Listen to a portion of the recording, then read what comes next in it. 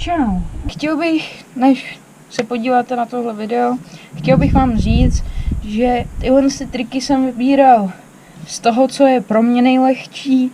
Chápu, že pro některý může být třeba úplně easy backlipo, nebo já nevím, ale prostě je to z mého pohledu nejlehčí a dobrý. Čau. Čau, vítám tě u nového videa. A jak si poznal podle názvu videa, dneska tě naučím 10 nejlehčích triků na tomhle krásném railu.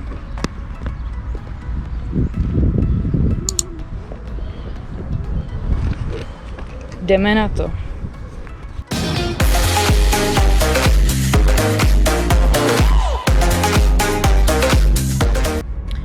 Jako první trik, který nás tu čeká, je board slide. Dělá se tak, že jedete na rail, vyskočíte na rail a vlastně musíte vždycky plnou deskou. Nikdy ne hranou, jinak by se vám stalo tohle, což se potom hrozně lidi bojí toho triku, toho board slideu. Takže nikdy ne hranou, vždycky plnou deskou. No a potom už vlastně jenom jedete a dalo by se říct, že vyvažujete. A to je celý. Potom na konci už jenom prostě jako u Feeblu takhle spadnete, anebo když jste už lepší, tak prostě vyskočíte z toho. Jdem si to ukázat.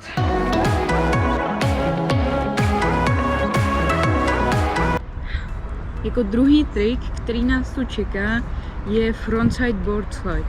Dělá se tak, že rozjedete se na rail, ale tentokrát nebudete mít nožky takhle k railu, ale budete je mít vlastně od railu. Proto je to, jak to říct, frontside, protože máte špičku, vždycky se to řídí špičkama, že máte špičku dopředu k railu. A když máte paty k railu, tak je to backside. No a frontside board slide se dělá tak, že skočíte na ten rail, musíte buď se jakože zaseknout, to je lock-in, frontside board slide, anebo prostě vyvažovat. No a tady už prostě jenom takhle to sjedete, anebo zase vyskočíte. Tak, můžeme si to ukázat.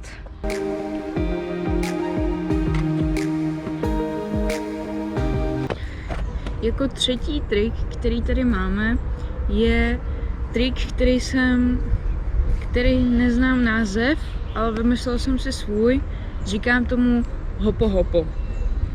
Hopo hopo se dělá tak, že se rozjedete, vyskočíte, no a na tom railu potom už se snažíte vlastně skákat. Normálně skákat, no. Proto tomu říkám hopo hopo, protože vlastně takhle skákáte na tom railu. A tím se vlastně naučíte vyskočit z toho railu jako třeba nějak takhle, no. Můžeme si to ukázat.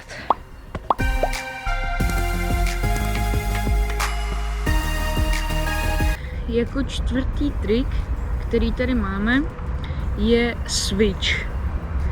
Dělá se tak, že rozjedete se na rail, vyskočíte, jedete vlastně do board slideu, takže máte nožky takhle a potom vlastně jedete board slide a jak jsem vám říkal, u toho hopo hopo, vyskočíte na railu a vlastně nohama, takhle jak můžete dělat tail whip, že jo?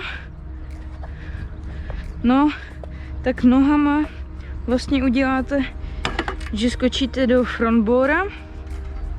No a frontboardem potom už to jenom dojedete. A na konci vám to zase může sedět, anebo vyskočíte. Tak, můžeme si to ukázat.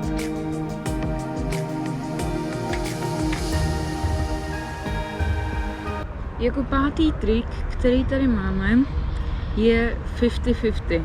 Dělá se tak, že rozjedete se, vyskočíte a vlastně máte možnost buď vyskočit hned ze začátku, anebo vlastně takhle ze strany, což je poměrně snazší. No a vlastně se snažíte zaseknout se do té jedné strany. Zaseknout. Prostě se vždycky musíte zaseknout na tu jednu půlku.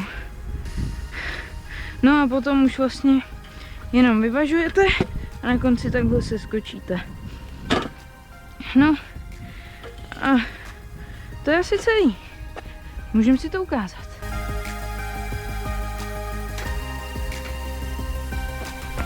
Jako šestý trik, který tady máme, je takové kombíčko. Je to board slide, tail whip out. Dělá se tak, že rozjedete se na rail, vyskočíte a skočíte vlastně do board slideu. Prostě board slide, normálka.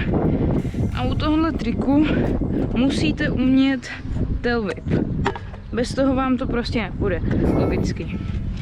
No a potom už jen vlastně jedete a tady jako u hopo hopo vyskočíte, kopnete tail whip, můžete ho chytit a dopadnete. No, to je celý. Jdem dál.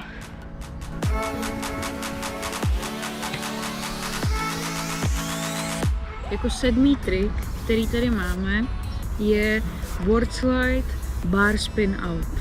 Dělá se tak, že rozjedete se, vyskočíte do board slideu a jedete vlastně, zase vyvažujete a na konci musíte prostě udělat hopo. No a tady protečíte báru a dopadnete ho. Tenhle trik je o tom, že musíte umět bar spin, bez toho to neuděláte. A tak, můžeme si ho ukázat.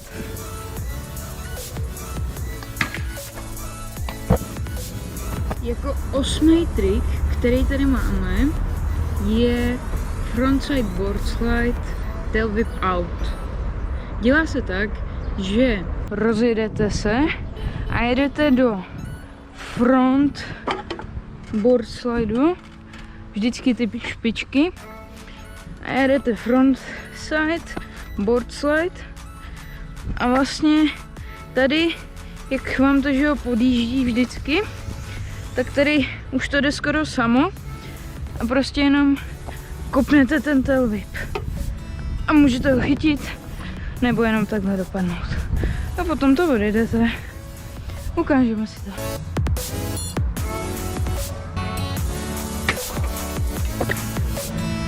Jako devátý a desátý trik jsem si pro vás připravil takový dva triky pro pokročilejší. Jako devátý trik jsem si pro vás připravil frontside lip slide a jako desátý backside lip slide. Frontside lip slide se dělá tak, že rozjedete se a zase front side.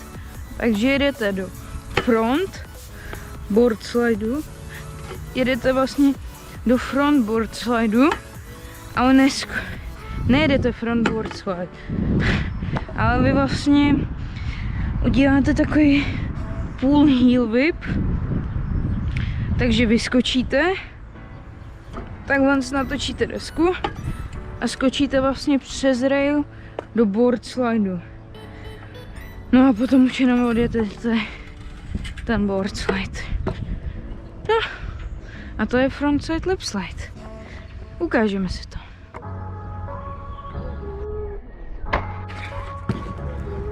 Jako 10. trik jsem si pro vás připravil backside lip slide. Dělá se tak, že rozjedete se a zase tentokrát je to backside, takže vlastně musíte skočit, jedete na bóro, ale vy vlastně zase přeskočíte ten rail a skočíte do frontboard slideu. Takže vlastně nějak takhle. No a potom už to jenom držíte a tady to si jdete.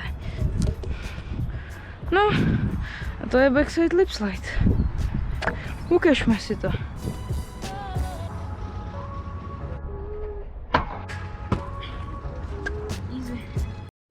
Takže, tohle bylo moje video.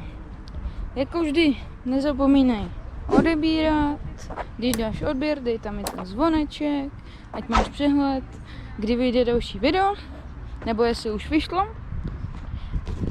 Nezapomínej tohle video lajkovat a sdílet. Nezapomínej mě sledovat na mém Instagramu, ať víš, kam se třeba vydám, nebo jak bude vypadat další video. A teď asi vše. Doufám, že se vám tohle video líbilo a vidíme se u dalšího. Čus!